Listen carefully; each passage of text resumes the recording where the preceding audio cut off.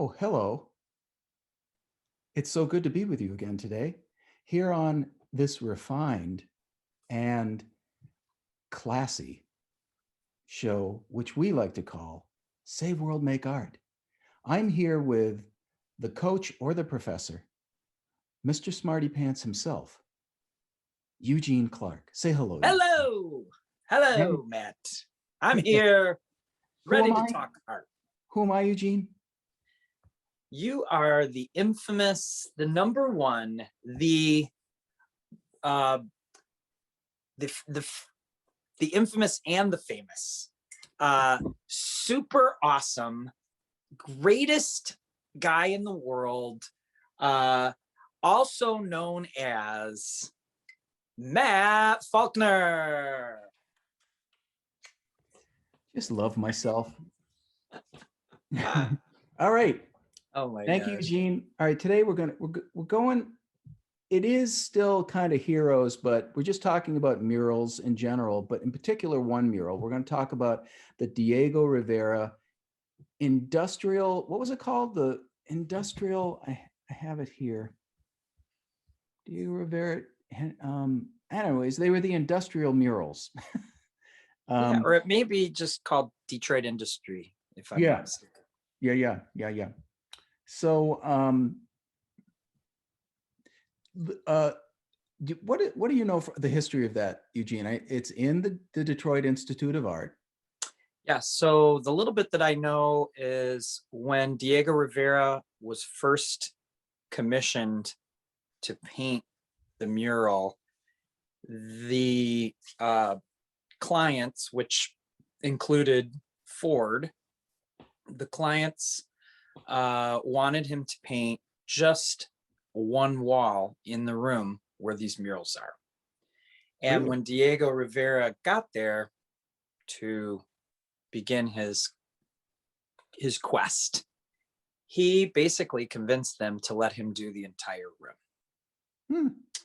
So he had some good reason, because he just felt that based on what they were looking for, it limited him to being able to, expand on what we now know is a big part of showcasing the Industrial Revolution. It's almost like the Industrial Revolution mural version of the Last Judgment in the Catholic Church, right? Mm-hmm. Yeah. Because I think what they were trying to do, at least the clients were, not the artists, the clients were trying to maybe, well, it's the way I feel about pickup trucks today. They just keep getting these larger and larger grills in the front, and they keep getting taller and taller, so that when they're behind you and they're like almost touching your bumper, you're like scared. You're like, oh my God.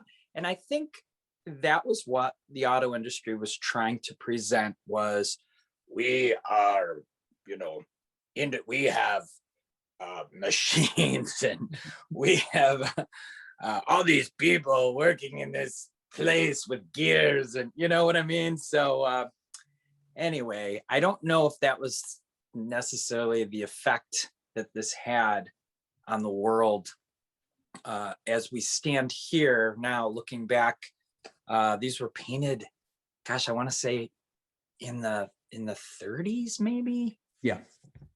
Okay, so this is right around that time in between World War I, World War II, The and there's depression. communism rampant throughout the world. Dun, And dun, the dun. artist himself was, Yep. let it be known that he was a communist. And oh boy, the beep hit the fan after that. Yep. Yeah, I liked hearing you say, what the intentions of what do they call the people who are the benefactors? No, when who are the Medici for Michelangelo? They were his patriarchs, something like that. Yeah. Yeah. Yeah, Patrons of the patrons. arts. That's Patrons. what it was. Patrons. Yes. The people that fund everything. They're like, Yeah. they just keep giving you money and telling you what to do. So you can just see the cigar smoking, union busting Ford company going, yeah, see, yeah. well, what we'll do is we'll take over the DIA and we'll paint us, I can see it now. It'll all be big metal stuff, just like us. And they hired the wrong dude. Yeah, it's kind of like the Queen of England hiring Lucian Freud to paint her portrait, and then later on, the sheer grimace on her face of perplexity when she sees the result. Yeah. This mural. Now they're exquisite.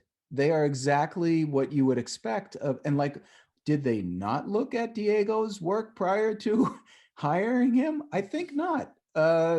They just said, yeah, you got to paint this, and we want big machines, and we want to show the power of industry. Yeah, well, it very much was like the patrons, the Medici hiring Michelangelo to build tombs for them. Oh yeah. They didn't always get what they expected with him when he would put the sunrise and the sunset, and they were these odd looking nudes on the Medici tombs. I'm sure that they were like, what were you thinking? Because that's not me.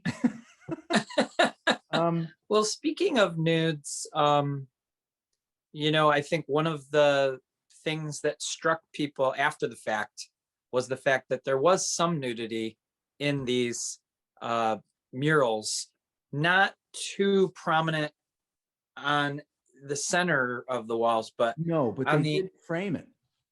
Yeah, they were on top of it. They were the icing on the cake. On the upper echelon, you had a little bit of that, and that was bothersome to many. It's still bothersome today. Well, anytime nudity appears anywhere. They have breasts. How dare they? And they were people of varying skin tones too. This was the thing too, is that he wasn't going to partake of the white systemic racism of industrial America at the time. This is why I asked too, didn't they look at what he was doing? Because his mural work in Mexico was all about the relationship between the spirit of the land and the average Joe, and also the hierarchy of spirit, and the Great Mother was really important to him, from me just looking at it surface wise. So he's got all these feminine, these four feminine figures on here. I'll go ahead and show. I'll get one of them up, and you will know of which we speak. And even just looking at it right now, of course, the Fords were not ecstatic about this. And I can't speak for them. I don't know, but I do know that, yes, we were just sharing that, there were people who were irritated by these nudes up above there.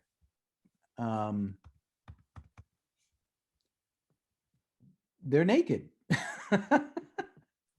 And they ain't white. I think that was actually an issue too. I can imagine that it was. And there's so much iconography. There's so much that he's put in here. Like, look at these guys up here in the upper left-hand corner. Do they look creepy or what? He was not waxing prolific about the Industrial Revolution. It's not, how do I put this? You can see that the human being is involved in the what do they call it? The line. The assembly line. And that they are part of the system. But actually, the system looks does it look scary to you? It does. It looks very scary, and it was very scary. Early on at this time period, it wasn't unheard of for people to get seriously hurt or maybe even killed through the lack of safety measures in any assembly line. Even today, with all the safety measures that we have, you still have issues. So you can imagine, back at this time when things were just getting up and running, Just the sheer immensity and the size of the machinery Yeah.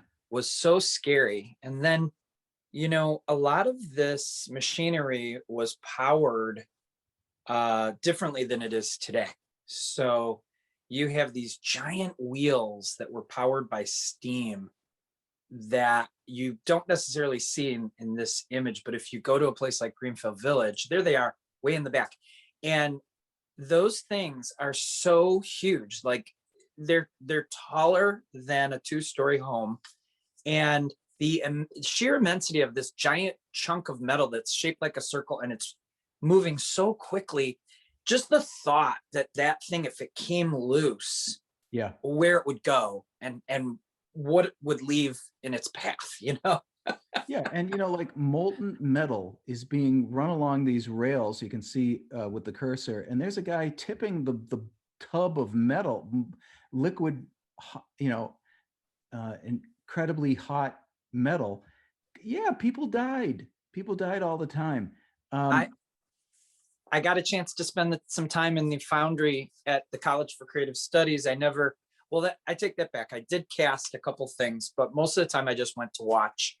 And when it came time for them to, two guys, one on either end, and they're lifting up the arms of this round, I don't know what you call it, a crucible. It has all the molten yeah, bronze in it, and they're about to pour it into these pieces that have been put in the slurry, and they're ready for their pouring of the metal. And they make you sit as far back as possible because at any moment those guys could drop that thing, and that stuff will just fly everywhere, and you just can't risk it.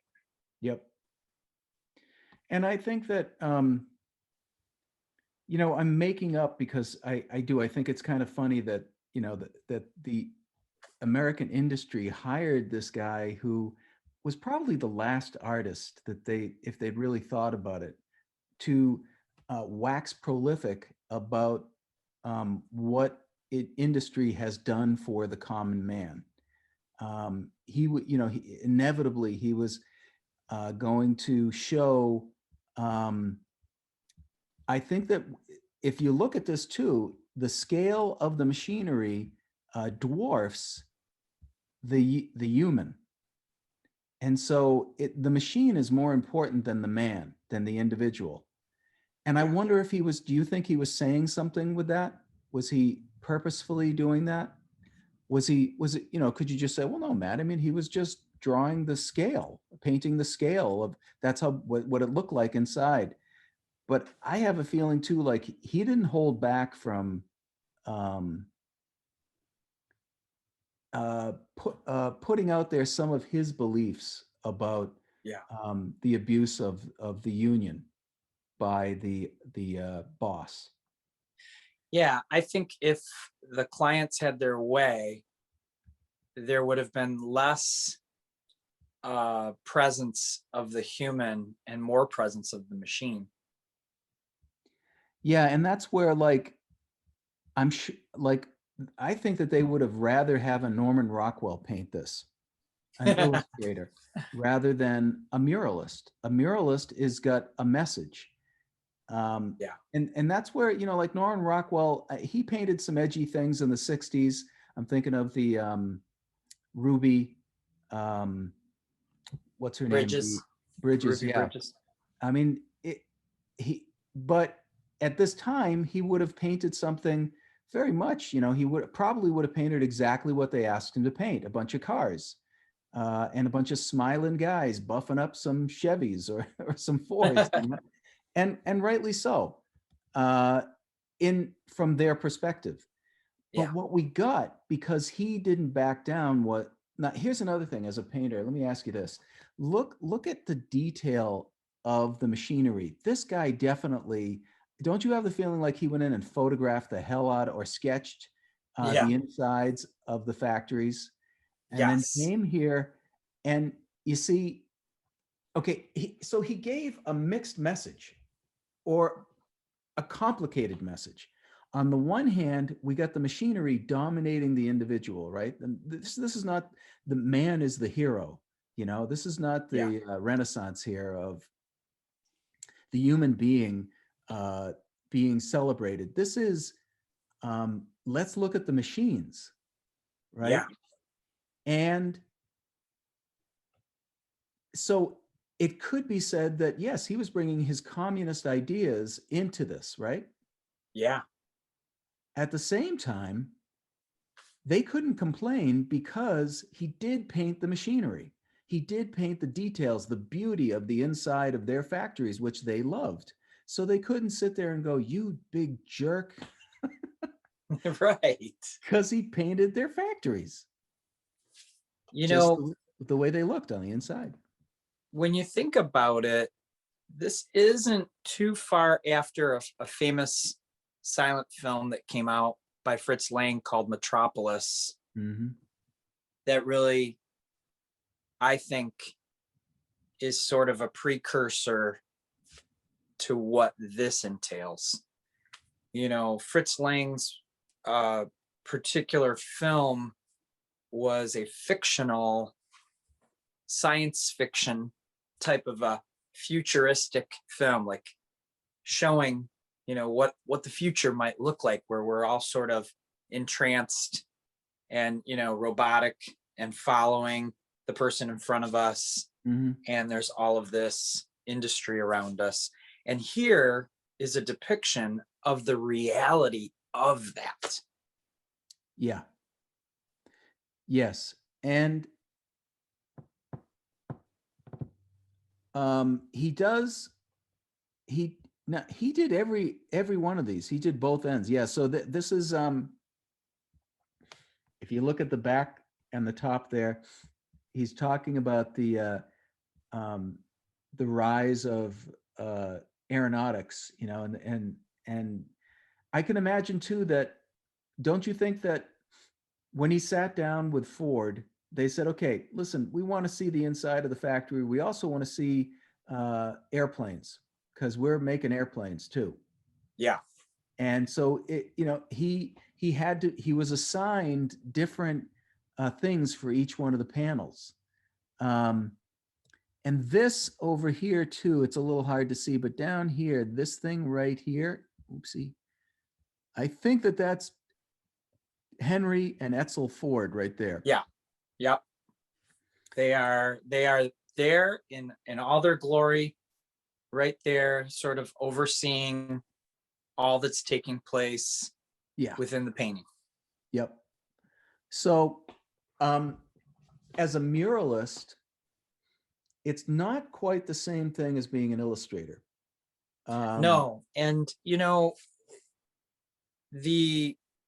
you're right about the clients not really considering the fact that, this person is going to put a bit of their own viewpoint in this thing. And, there are plenty of artists out there that they could have had paint things verbatim to the way that they saw it, so that it would be very slanted. But that's not what we got. And history was not to be written that way. Yeah. So after Diego finished this mural, and it took quite a long time, I'm not sure the duration, but longer than a year. We know that. Did you say the duration? The duration. That's short talk for duration. All right, listen, I like that. Yeah, go ahead. I got a quote here. He had a chance to go to New York City, and you had the Rockefellers who hired him to create a mural in the Rockefeller building, which is still in existence. Not quite as giant as this one, but nonetheless, what I don't remember seeing that particular mural, and maybe there's no record of what it looked like, but basically what happened was they were not happy with the result, and upon completion, it was chiseled off, never to be seen again. At the same time, there were threats on the Diego Rivera mural So there are photos, evidence of the friends of the DIA. So people like you and me who maybe we have a membership to the museum, standing around the entire perimeter of this painting for who knows how long, trying to protect it from someone coming in with a hammer and a chisel and wanting to deface it. All right, I used the interwebs to do a quick search on this from the Detroit News. Let me read a quick paragraph, a couple of sentences here. It was the height of the Depression. This is from a woman named Linda Bank Downs, who wrote a book called Diego Rivera, the Detroit Industry Murals. That's right. You were right. That's their name.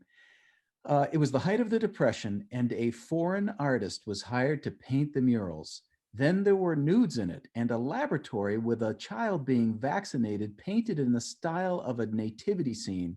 As for the upper classes, they didn't like the working classes invading their museum. They were offended by that, denounced as communistic, sacrilegious, and anti-American. A councilman just 4 days after their inauguration introduced a resolution before the city council demanding they be scrubbed off the walls.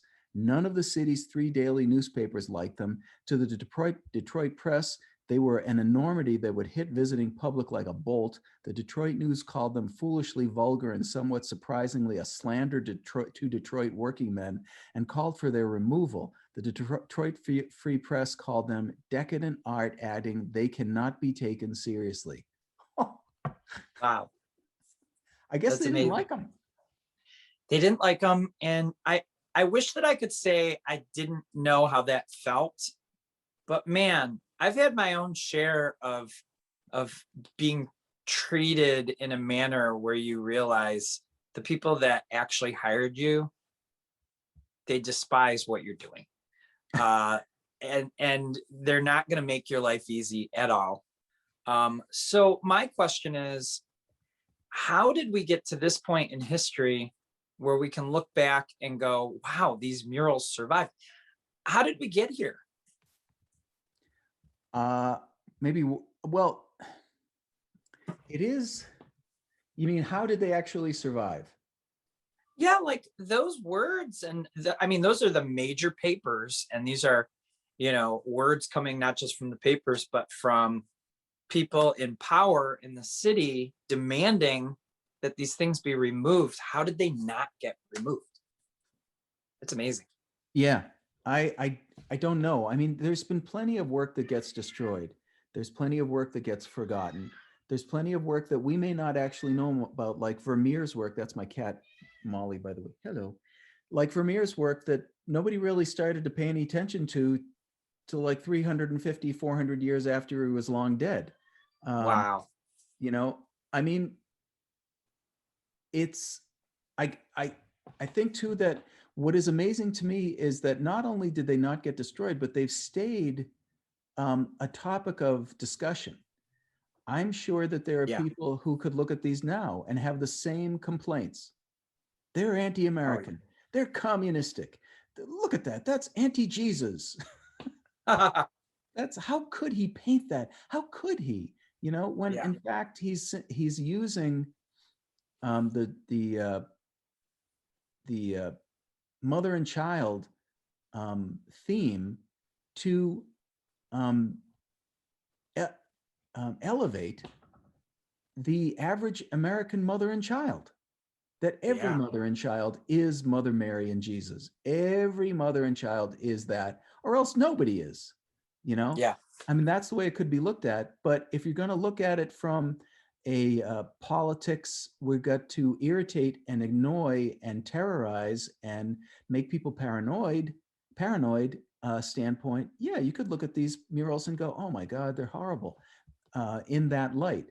But at the same time, when he is showing, trying to find the one painting, yeah, like these, this is what irritated people.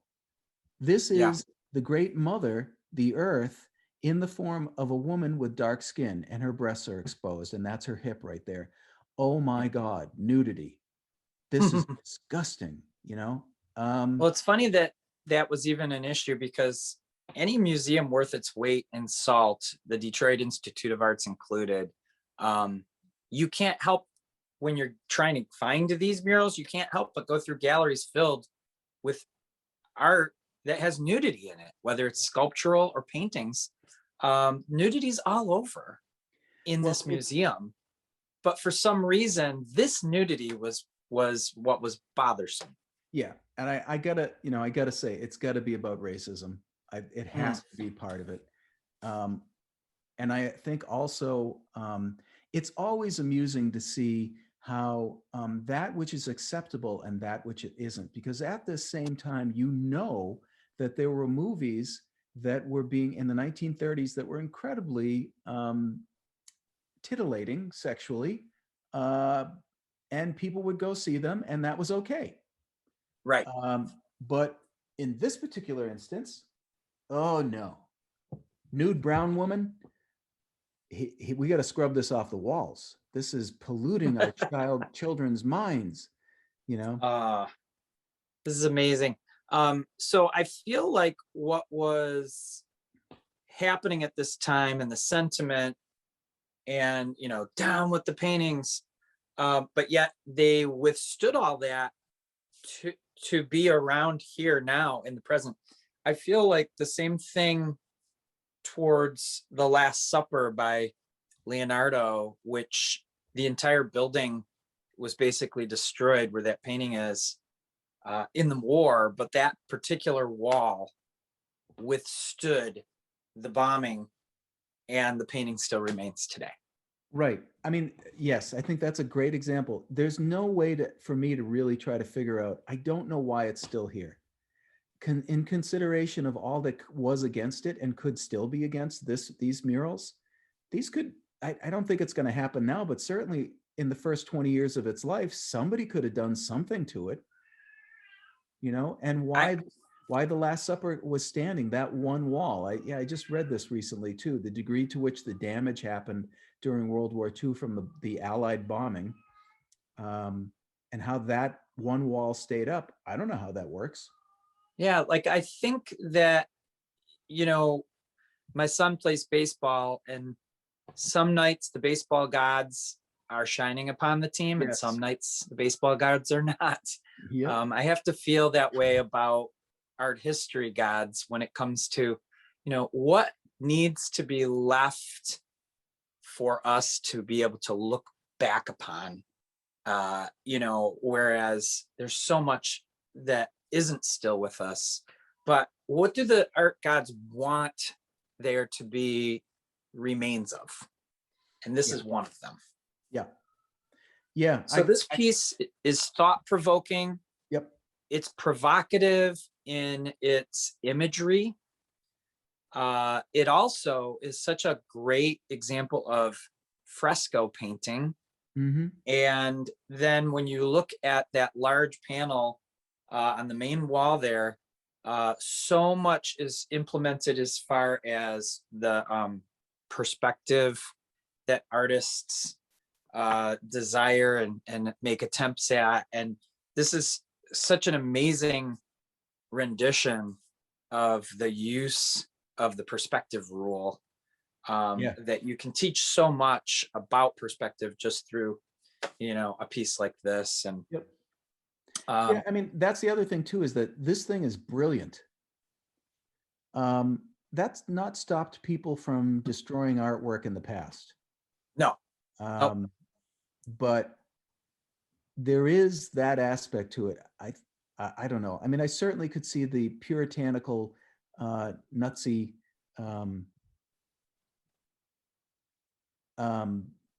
crowd wanting to get some Brillo pads and scrub this off the wall no matter what. Yeah. But there does seem to me to be a greater energy that I can't understand, that I have no control over, that has allowed this to stand in consideration of the elements that were placed against it, that were speaking against it just within days after it being unveiled. Yeah.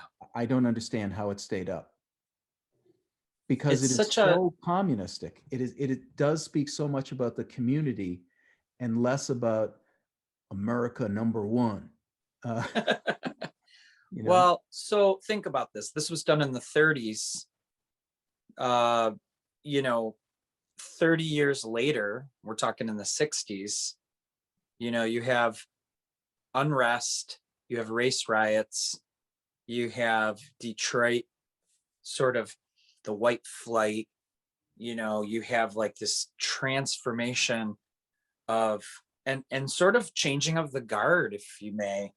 Um, and so I think this is a very interesting, um, you know, it's a window, but it's also sort of making a statement about the future. Like Yes. when you think that you can dominate, like the Roman Empire, right? Hmm. Eventually, we know what happens because we have so many times in history where we can look back and see what happens. What happens? The empire falls. Um, so, you know, this is empirical in its resolution, but yet it really gives like a little future.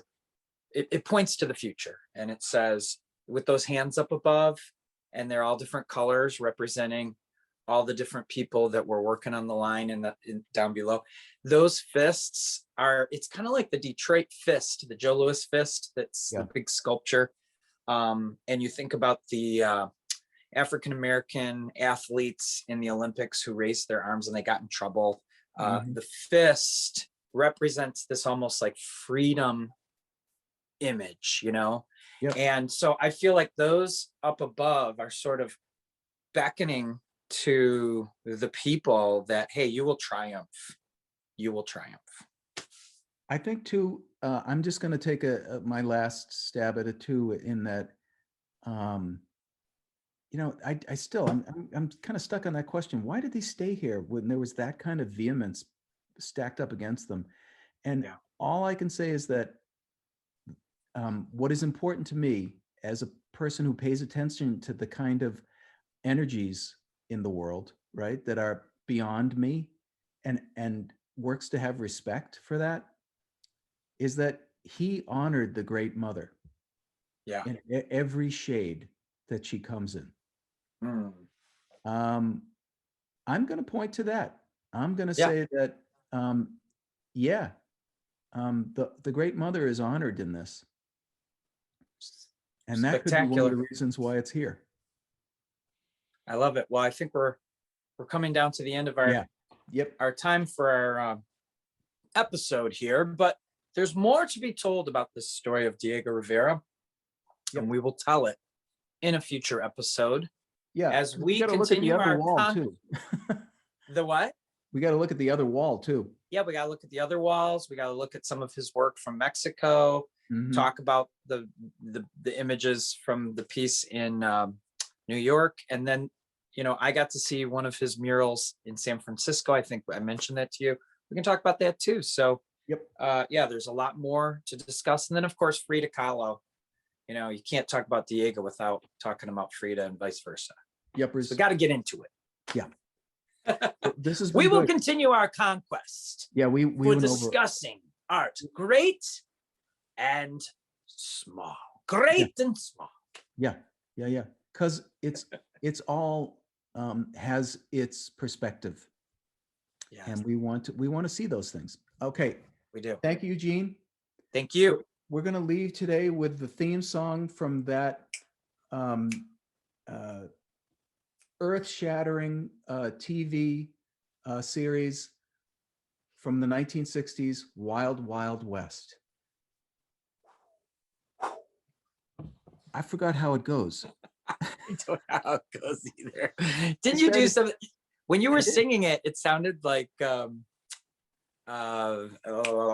Mission Impossible. No, it sounded like Raiders of the Lost Ark. Da, da, da, da, oh, dun, dun, dun, dun, dun, dun, dun, dun, dun, yeah.